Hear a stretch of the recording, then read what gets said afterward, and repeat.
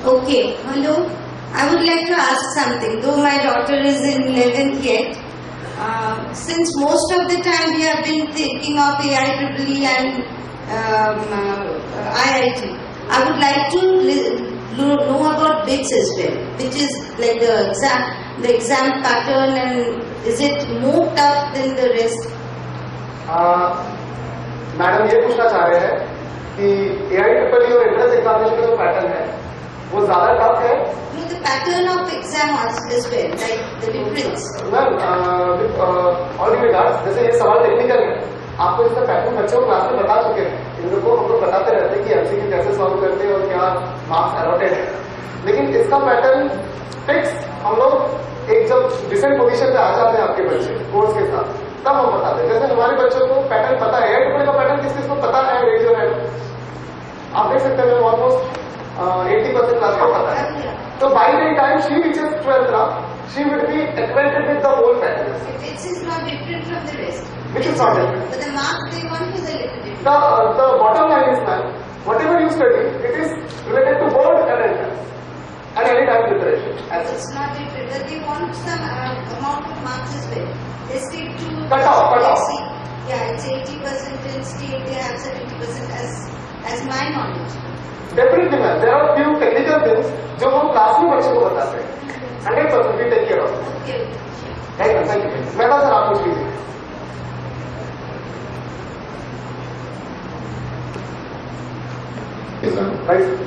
जरूरी है कि महाराष्ट्र की नाटा देना, AIEEE देना कि कॉमन प्लेटफॉर्म पे ही आ गया single entrance exam, like Delhi की कॉलेज है या तो कोई बैंगलोर की कॉलेज है या XYZ कोई भी स्टेट की कॉलेज हो या अहमदाबाद है, तो एक AIEEE will cover all this exams कि हमको हर स्टेट या हर कॉलेज के डिफरेंट एग्जाम्स देनी पड़ेंगे एंट्रेंस के लिए. The sorry part of our examination is JEE mains जो भी होगा, है ना, 7 अप्रैल को, और उसके बाद 1.5 लाख लोग उसमें से चुने जाएंगे. सर थोड़ा टेक्निकल चीज बोल रहा हूँ, और उनका JEE एडवांस होगा. ये सारे examination under ministry of HRD government of India conduct करता है. इसमें सिर्फ गवर्नमेंट कॉलेजेस उसके अंदर उससे जो एफिलिएटेड है वही एप्लीकेबल है, और बाकी प्राइवेट के लिए NATA and other exams are applicable.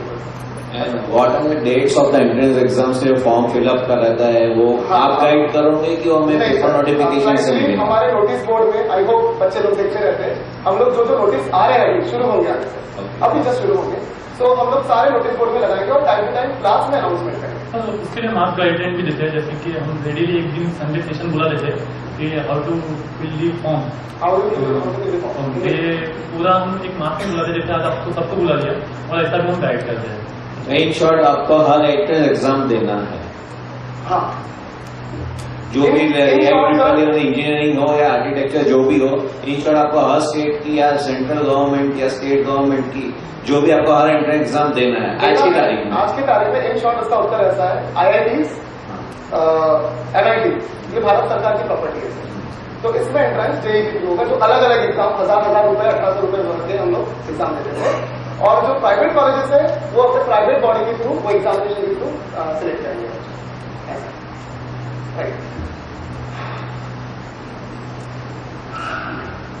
आप कुछ बोलना चाहें और कि आप बोलिए, अगर आप सोचते उधर एक अग्रवाल सर, जरूर we would love to hear. First of all, I am thankful to Modi sir and Uncle sir for such a presentation which they have given to the parents that 4 months left. I want Nikhil Agrawal, he is going to appear after the 4 months. But one thing that I feel that if you have to provide to the parent is that the planning which you have presented here, that we have to make, or the student has to make, if the same is being get circulated among the parents, so that they can monitor and at home also that whether the one is as per the planning is studying or not. So that is my request to you. Sir बिल्कुल आपका suggestion एकदम positively लेते हुए इसका solution मैंने पहले ही ढूंढ के रखा था कि हम क्या कर सकते हैं. हम बहुत बार हर एक को जो भेजना, एक तो डॉक्यूमेंट्री टाइप के पेजेस भेज सकते हैं कि एग्जाम शेड्यूल क्या है बच्चों के, अभी कौन सा एग्जाम कौन से दिन है, क्या है, मतलब हम जो ले रहे हैं कोचिंग क्लास वाइज, या मेल थ्रू भी कॉन्टैक्ट में रह सकते हैं। बच्चों की रिजल्ट भी बहुत बार पेरेंट्स हमें पूछते हैं कि सर हमारे बच्चों का रिजल्ट क्या आया, क्या नहीं आया, इस एग्जाम का क्या नहीं आया। तो पेरेंट्स अपनी ईमेल आईडी ये करते थे, तो हमें अपनी ईमेल आईडी दिए थे, हमें अगर आप कॉन्टैक्ट करते थे सर, तो ये पेरेंट्स के एंड से अगर होता है तो हमें बहुत कन्वीनियंट होता है, क्योंकि हमारे लैपटॉप में हम फाइल वो लेके ही घूमते हैं और रोज हम एक बार अपने पूरे मेल चेक करते हैं, और हम फेसबुक पे भी रेडिली अवेलेबल है वहाँ पे। तो अगर आपने हमें एक सिंपली मेल डाला कि सर क्या चल रहा है, उनकी रिजल्ट देखिए और कैसे पैटर्न्स है, तो हम मेल से तो आपको कभी फाइल भेज सकते हैं। और रही दूसरी चीज की कुछ पेरेंट्स को इसमें दिक्कत आ सकती है, तो हम बच्चों को ये भेज सकते हैं कि आगे का शेड्यूल क्या है, कौन सी डेट पे क्या एंट्रेंस हो रहा है, मतलब आपको मॉनिटर करने में बहुत अच्छा हो जाएगा। तो ये सर आपका सजेशन भी हम बिल्कुल अच्छा सजेशन समझ रहे हैं, और इसके ऊपर आज मुझे डाउट आया ही था कि ये क्वेश्चन रेज किया जाएगा। Thank you. Thank you so much sir, thank you so much. What is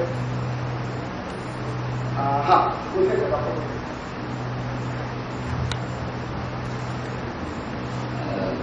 I would like to just ask, like, whether you have carried out the analysis of the chapters on which there is a more thrust in the AITREE or JEE or STEEM and all that. Because if on a particular chapter there is a more thrust, I think the students should be exposed to that chapter. Analysis of the chapter, Yeah, sir. for the- In terms of weightage, Yeah, in terms of the weightage, Weightage. for the last 10 years questions or maybe Yeah. last 20 years of questions. right. I think, I don't know whether you might Sir, have we read are out. already, frankly speaking, you can see our documents, we are already done with it. Sir it work and last year आपको बताते वक्त मतलब तारीफ नहीं कर रहा हूँ, मैंने जो बच्चों को कुछ बच्चा आया था आखिरी में वो बोला था सर हमें इम्पोर्टेंट कुछ बताइए। तो ये एग्जामिनर माइंड होता है कि एग्जामिनर इसका क्या पूछ सकता है। तो लास्ट ईयर मेरा IIT का जो पेपर मैंने आखिरी के 3-4 महीने में जो पढ़ाया था उन बच्चों को रिपीटर्स थे, और वही पेपर वैसा का वैसा 58% पेपर सिर्फ मात्र 2-3 टॉपिक के ऊपर पूछा गया था।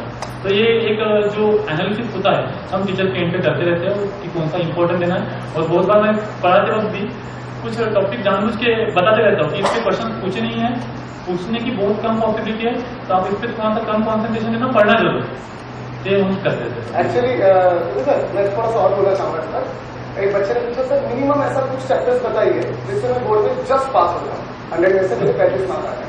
तो आप मानेंगे नहीं सर, इतने सारे 20-22 चैप्टर में से सच में से 3 चैप्टर है, मैं नाम लेता हूँ, integral calculus, differential calculus, derivative equation और वेक्टर अलजेब्रा। ये तीनों करने से बच्चा कुछ भी ना पढ़े, इसका गलत सेंस मत लीजिए आप लोग, तो 35 से 40 मार्क्स बच्चा हंसते खेलते ला सकता है, ऐसा हो सकता है। Yes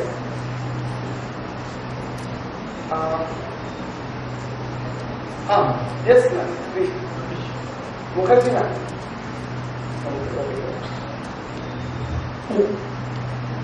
first of all thank you very much, आप लोगों ने जो एफर्ट लिया है it is very appreciable. Second thing मैं आपसे ये बोलना चाहूँगी कि इनका जो आप लोग क्लास टेस्ट लेते हैं, मतलब जो वीकली आप लोग करते हैं, अगर बच्चा हमको बताएगा तभी पता चलता है। सो इट इज़ बेटर कि कोई पूछे या बताना पड़े। अगर आपके लिए वो एफर्ट्स बढ़ जाएंगे, आपका पेन बढ़ेगा। आप इनका जो क्लास टेस्ट अब वो लेते हैं, इनका जो परफॉर्मेंस है या इनका ग्रोथ है वो मॉनिटर करने के लिए अगर आप वो मेल पे, अगर सर पेरेंट्स से आप उनका मेल मिले और अगर आप उनका जो वीकली लेते हैं वो अगर आप मेल कर लें तो it will be very easy to monitor. हाँ इसीलिए हमने वही कहा, क्योंकि हर बार हमारे लिए भी कन्वीनियंट नहीं होता है, इसलिए हमें PTM लेना पड़ता है रिजल्ट हैंड ओवर करने के लिए। आपने देखा होगा कि आपको हमने रिजल्ट पूरे पिछले 4 महीने के हैंड ओवर किए, बट अगर आप रेगुलर बेसिस पे इसको डिमांड करना चाह रहे हो तो आप हमारे ऑफिस में आके भी देख सकते हो प्रिंट आउट को, और जिन जो टेक्निकल भी नहीं है, बट अगर आप वो भी बचाना चाह रहे हो तो आप अगर हमें मेल करो कि सर इसमें 1-2 महीने में क्या क्या आपका हुआ क्या नहीं हुआ, एक मेल डाल दीजिए, हमें वो भेजना बहुत ही आसान है। इसलिए हमने कहा था कि हमने इसके सोल्यूशन पहले ही रखे और हम डेवलप कर रहे हैं चीज़ों को।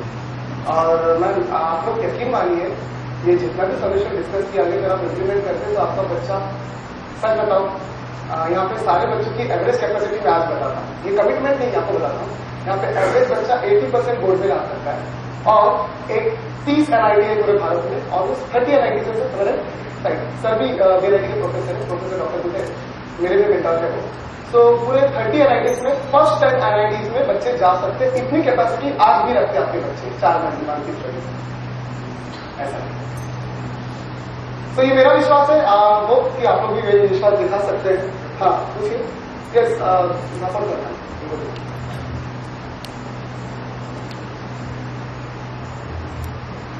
First of all thank you session रखने के लिए। मैं पूछना चाहती थी कि आपने जो रजिस्टर मेंटेन करने के लिए बोला घर पे, बच्चा कितना देर घर पे रहता है ये बहुत इम्पोर्टेंट है। एक्चुअली वो जो सुबह 6:30 बजे निकलते हैं तो सीधा शाम को ही 8 बजे हमको मिलते हैं, तो उसके बाद हम कंट्रोल क्या करेंगे?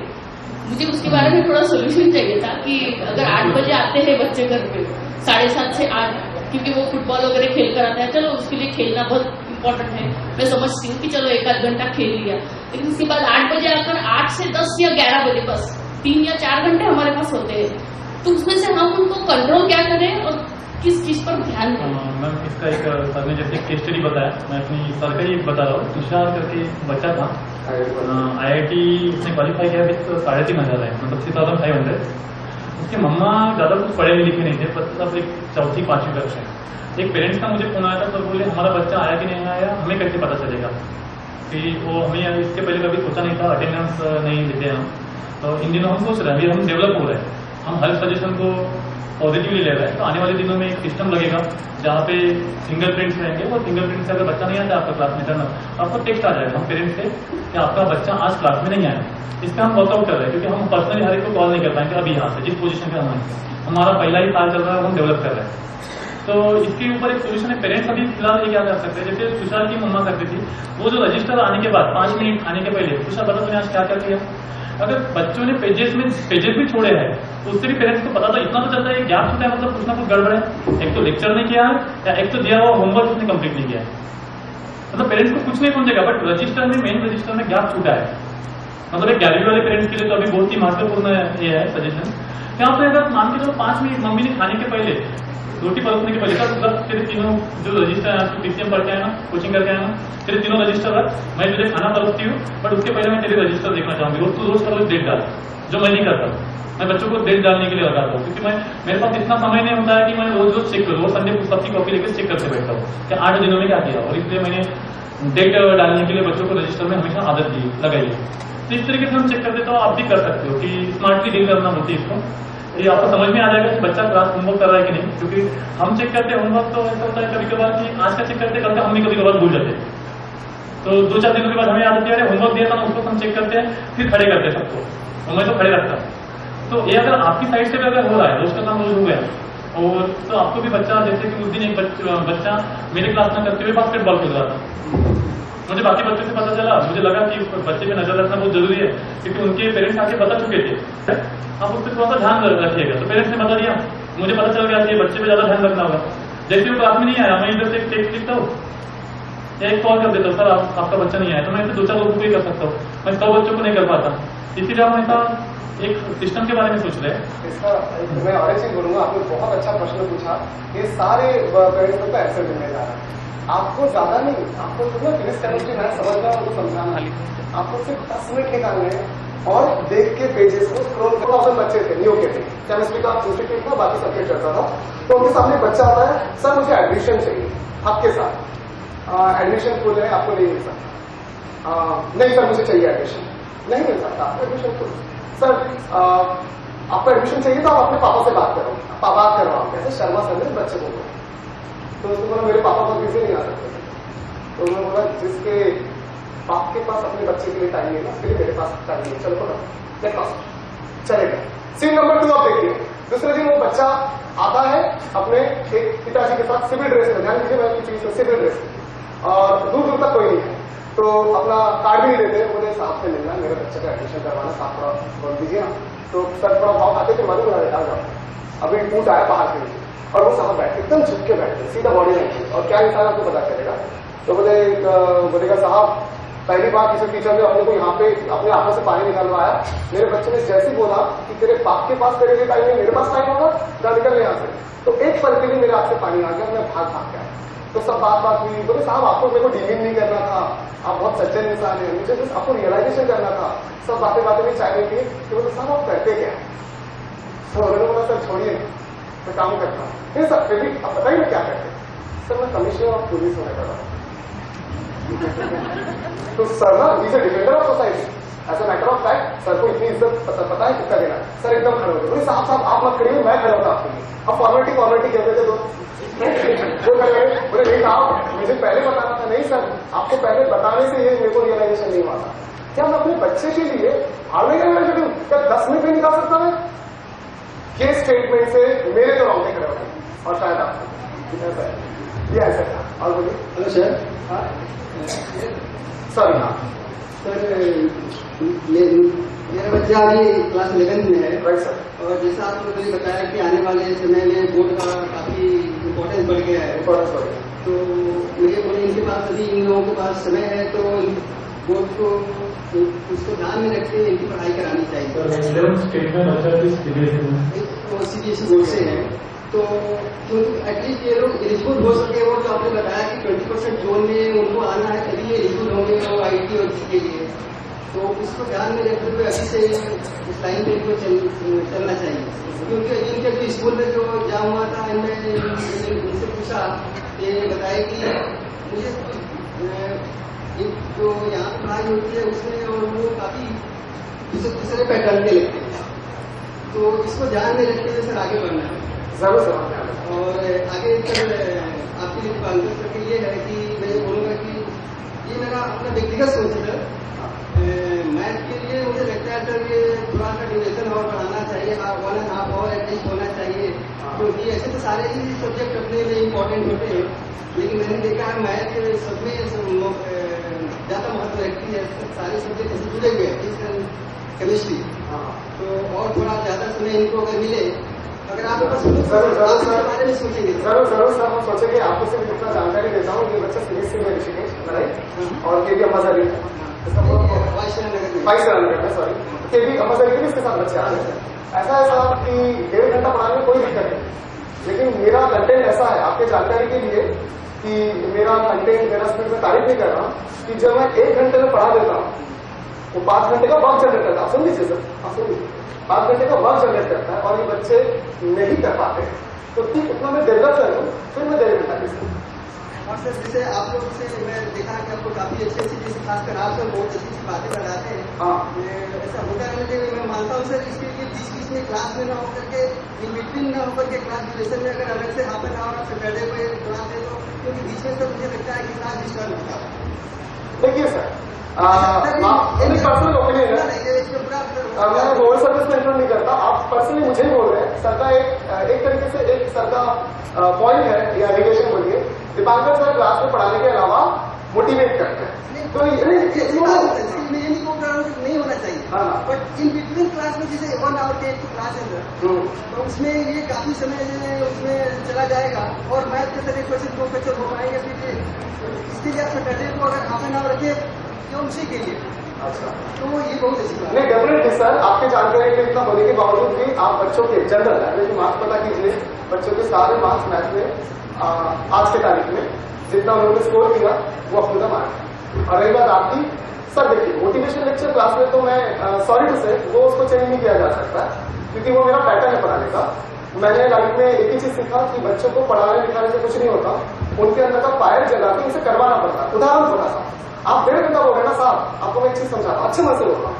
1.5 घंटे में मैं 10 न्यूमेरिकल लेता हूँ, सुनिए आप लोग, 1.5 घंटे में 10 न्यूमेरिकल लेता हूँ और 1 घंटे में 3 न्यूमेरिकल लेता हूँ।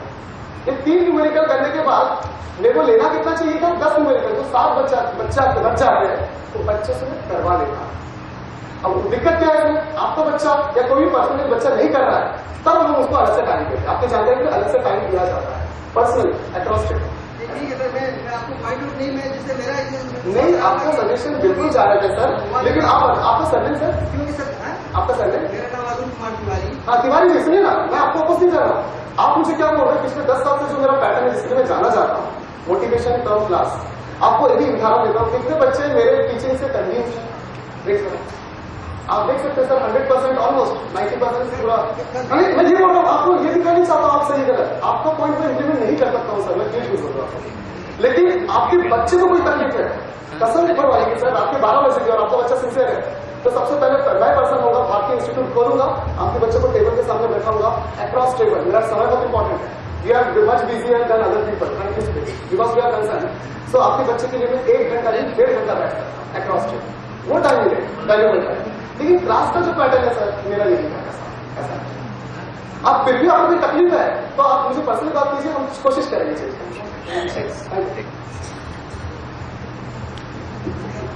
आप में से और कोई पूछना चाह रहा है?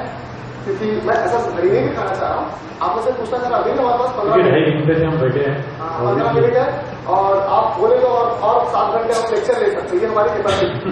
हम थकते क्यों नहीं, हमको कोई पेट दर्द, आंख दर्द, बाल दर्द क्यों नहीं करता, आपको बताऊँ? जो इंसान कर्मठ है, अगर उसको कैंसर भी है, मैं बोल रहा हूँ, वो कैंसर भी भूल जाता है। कर्मठ इंसान को कभी तकलीफ नहीं होती। मेरे को शाहरुख का इंसिडेंस याद आता है। शाहरुख को सीवियर बैक एक है। शाहरुख 100 करोड़ अकेले अपने बलबूते पे कमाता है साल भर। उसने एक दिन बोला मेरा कोई 100 करोड़ ले लो, मेरा ये बैक एक ठीक कर दो। एज लॉन्ग एज जितने देर तक मैं काम करता हूं तब तक कि मैं दर्द भूल जाता हूं। 17 घंटे तक काम करता हूं, मैं दर्द भूल जाता हूं। I stay happy, young, I stay clean. और जैसे मैं काम से बाहर निकलता हूं तो मुझे दर्द महसूस होता है। तो आपके बच्चे का ये पेट दर्द, बदन दर्द, आंख दर्द, ये सब क्यों होता है? ये कुछ नाटक इन लोग के। इन लोग अगर कर्मठ है, अगर लगन से काम कर रहे हैं तो कोई प्रॉब्लम नहीं है सकता साहब, कोई प्रॉब्लम है ही नहीं। अगर है ना वो भी निकल आता बाहर। ऐसा पिछले 4 साल से मेरे को एक प्रॉब्लम है जो सीवियर है। मैंने बड़े बड़े डॉक्टर्स दिखाया, आपको जानकारी के बता दूं। और उसके बाद मुझे पता चला ये प्रॉब्लम यहाँ पे नहीं था, स्टमक का प्रॉब्लम था, यहाँ पे था। जैसे मैंने इसको ठीक किया वो प्रॉब्लम मैंने छोड़। एक लड़की को ब्रेस्ट कैंसर था मलेशिया में और उसको डिटेक्ट किया गया था लास्ट स्टेज में। उसको बोला गया यू आर गॉन, आपके पास 3 महीने। 3 महीने बाद वापस फीडबैक मिला कि उसका ब्रेस्ट कैंसर गायब था।